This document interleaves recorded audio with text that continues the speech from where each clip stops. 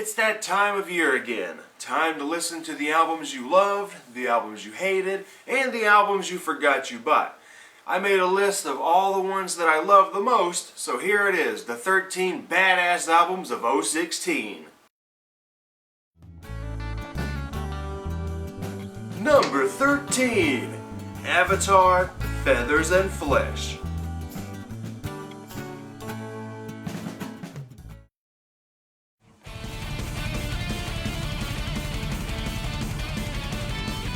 Starting off, we have the new Avatar album.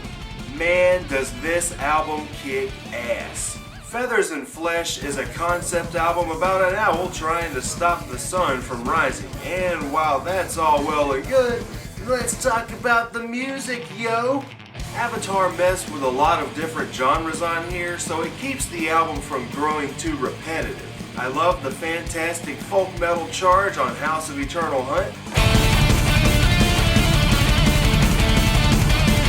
The proggy elements of The Swarm are freaking awesome.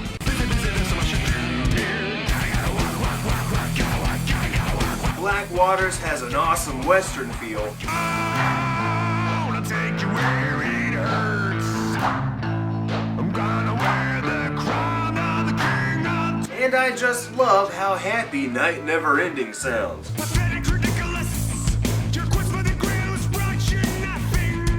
All in all, I think if you dig this kind of stuff, definitely check it out.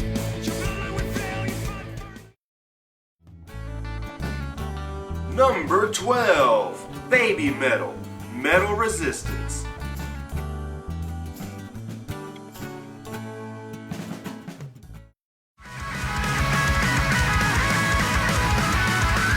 Man, if any album deserved to suck this year, it was Baby Metal's second album.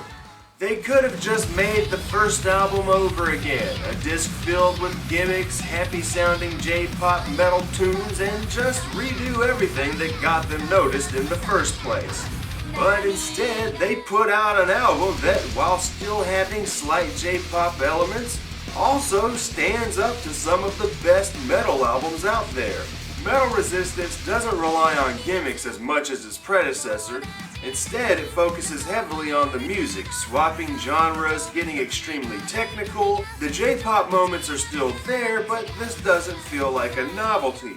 It feels like a genuine metal album, and a damn good one at that.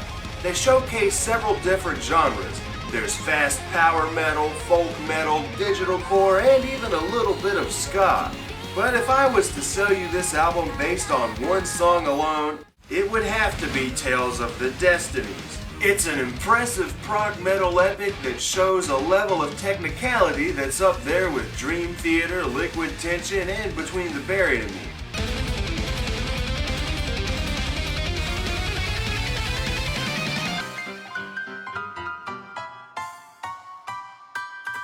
Definitely give this album a shot.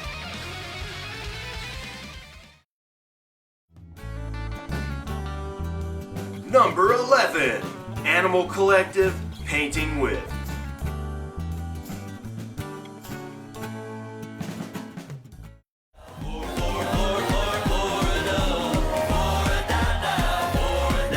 Man, at first I wasn't into this album all that much. I love the freaking band, but I just couldn't feel it. I was in a different place in my head at the time, so I didn't touch it for a couple of months. Well, I finally put it back in and something just clicked. I was loving the hell out of it. It's not too different than anything these guys have done before. It's all just weird, playful synths, loops, and vocal effects that borderline transcendent harmony and complete madness.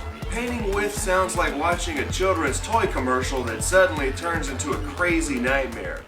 It's musically impressive, catchy, fun, and in some ways, delightfully annoying. This album is totally worth your time.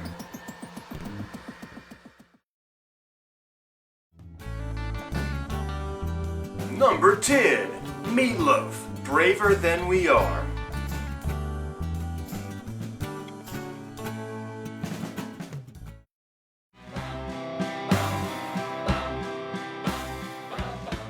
The new Meatloaf album is freaking awesome. Braver Than We Are is the epic Jim Steinman and Meatloaf reunion I've been waiting for.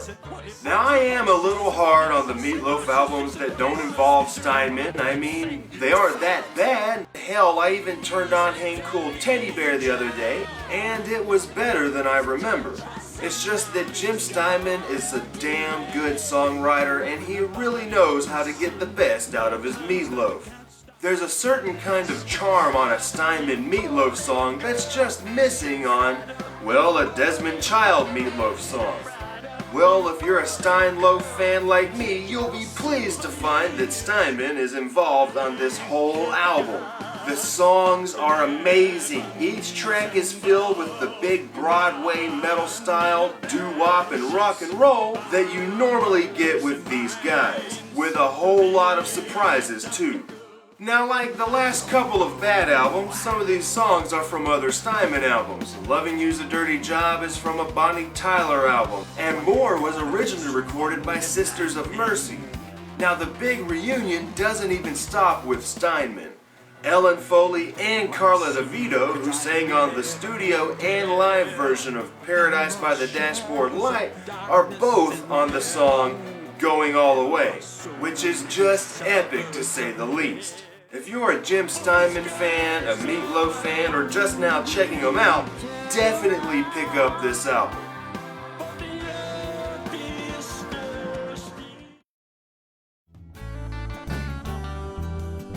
Number 9. Amon Amarth, Joms Viking.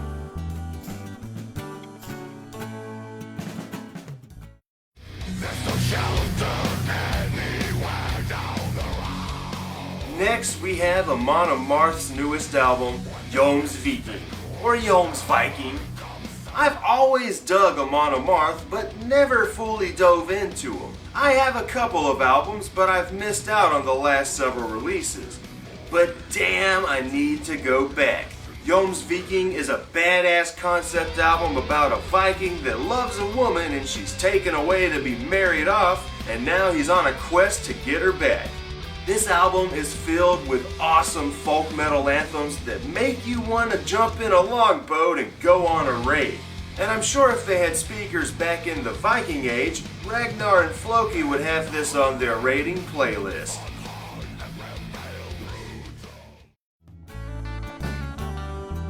Number 8. Metallica, Hardwired to Self-Destruct.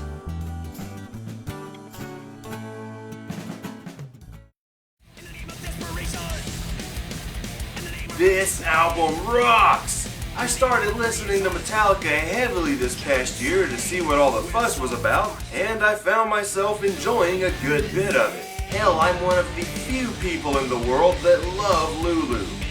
But before you cuss me out in the comments, let's talk about Hardwired to Self-Destruct. This is a big 2-disc album that really hits on the golden age of thrash. It reminds me of Master of Puppets and maybe a little dash of the Black Album. It stays pretty thrashy and heavy from start to finish. It continues the trend of the damn good return to form that was started with Death Magnetic. And hell, I probably like this a little more than Magnetic. Hardwired to Self-Destruct is a total badass album of 2016. Number 7. Rob Zombie, the Electric Warlock Acid Witch Satanic Orgy Celebration Dispenser.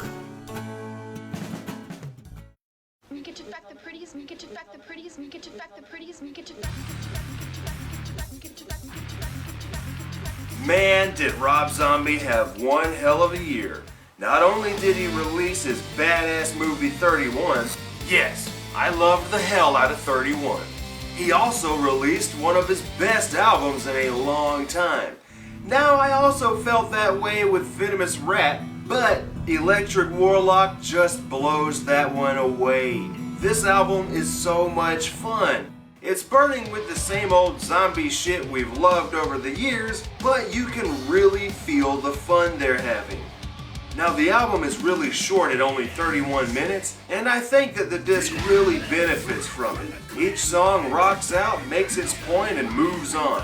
No room for filler here. Now you could say the short instrumental tracks could be filler, but they just feel like weird, creepy horror movie scores, so I dig the shit out of that too. You can also say that this falls in the category of same shit, different album, and that's true, but it's just better shit. It's really marvelous. You know, it's just, I guess if you want to think it's nasty or sexy, you could.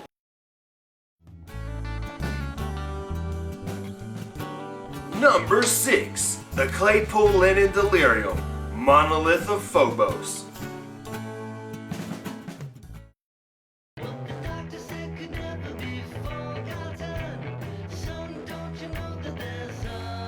Monolith of Phobos is like an acid flashback to good old 60s psychedelia given to us the only way Les Claypool and Sean Lennon can, with complete madness. Now Les Claypool is great as always, but the real magic mushrooms come from how he and Lennon worked together on this album. You get your normal Claypool madness mixed with the sheer insanity of Sean Lennon. It's too damn awesome. You get great psychedelic songs like The Cricket and the Genie, you get real creepy tracks like Mr. Right, and some songs get real dark and depressing like Oxycontin Girl and Bubbles Burst. I really hope that Claypool and Lennon work together more in the future.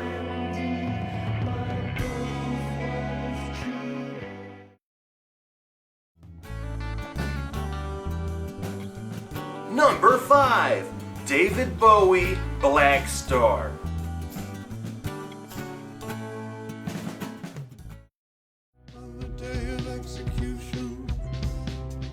David Bowie's another artist I really like but never fully dove into. But oh my god, after hearing Black Star, I've got to go deeper.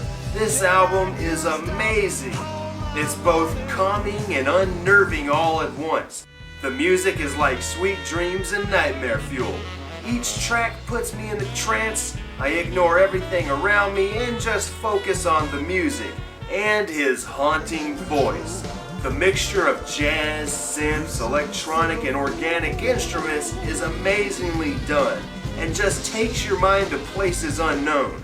My God, the music on Black Star is haunting and completely mind-blowing. This album is definitely worth the hype.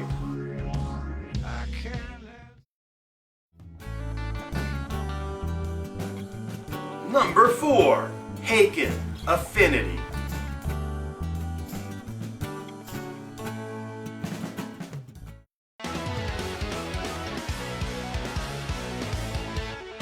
I'm pretty new to this band. My buddy Dave turned me on to them a while back and I've been hooked. I just love how prog has been making a big comeback in recent years, and Haken is one of the best. Affinity is amazing, great vocals, impressive instrumentation, just great everything. Musically, Affinity is inspired by not only progressive rock, but prog rock from the 80s. I love how they chose to pay an homage to the decade of prog most of us hate. And damn, they do 80s prog better than all of the prog bands in the 80s. You really get this from the song 1985.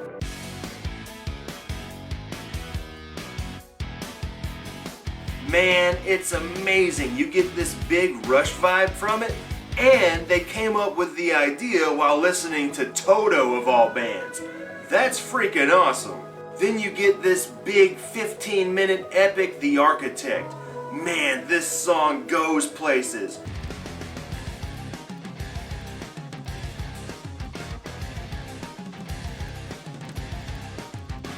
You gotta love a band that isn't afraid to showcase the decade of prog's dark ages and actually pull it off. Not only making 80s style prog really awesome, but also putting out a prog album that holds up to the classics while also setting the bar pretty high for modern prog. If you're a prog head like me, definitely check this out.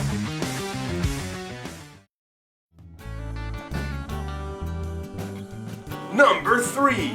Dream Theater, The Astonishing.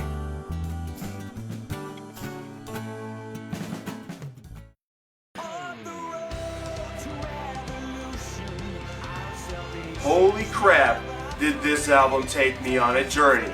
Dream Theater do it again on the Astonishing, but with huge ambition.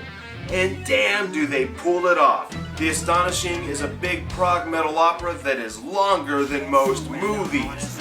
The story is your standard musical Jesus rock opera, but it's a damn good musical Jesus rock opera.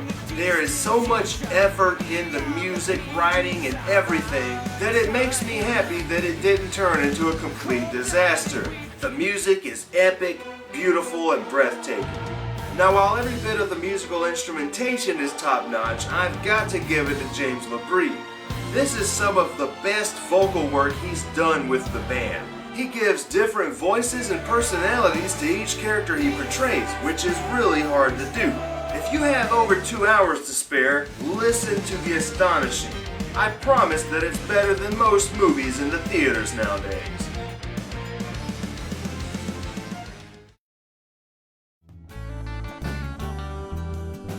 Number 2. Fish, Big Boat.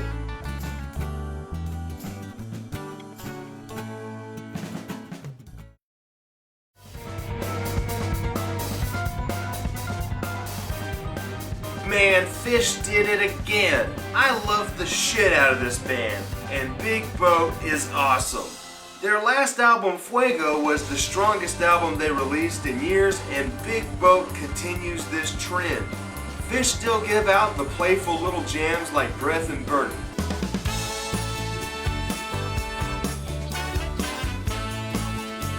You gotta love the soulful horns in that song.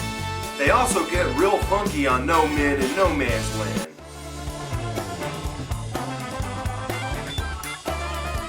But then they give us a big 13-minute epic at the end of the album. I do long for the old days of Lon Boy and Junta, but damn, when Fish do their style of fun, jammin' modern dad rock, I enjoy the hell out of it too. If you're a Fish fan or just want some good ass rock music, definitely check this album out.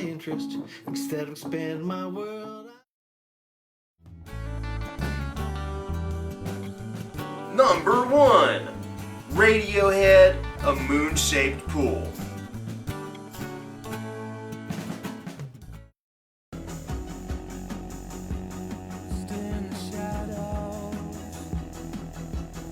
Man, y'all probably could have guessed that either Radiohead or Fish would be number 1, but Radiohead take it this time. I have yet to be disappointed with a Radiohead album, and A Moon-Shaped Pool is another win. I love every moment on this album. The scary and calming atmosphere, the ghostly vocals and string sections, the whole thing is a masterpiece. Now, a couple of these songs are pretty old. We all know that Burn the Witch could have been on any Radiohead album since the Kid A days, but that doesn't hurt the album at all. Radiohead gave us another disc that takes you on a hike through your mind wilderness with beautifully haunting music. A Moon-Shaped Pool is seriously one badass album. So there it is. Those are my favorite albums that came out this year. What are your favorite albums? Go ahead and post them in the comments below and keep the discussion going. We'll see you next time.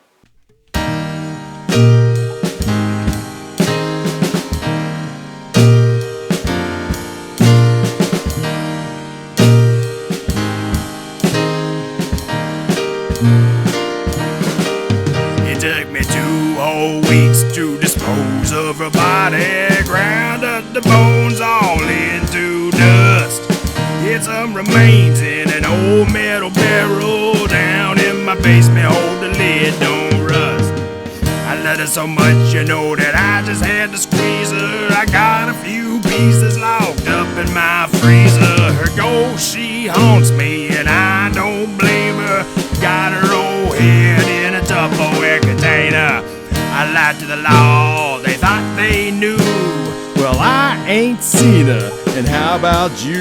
Well, I ain't caught yet, and I forgot to mention my roommate be bitching about the eyeballs in the kitchen.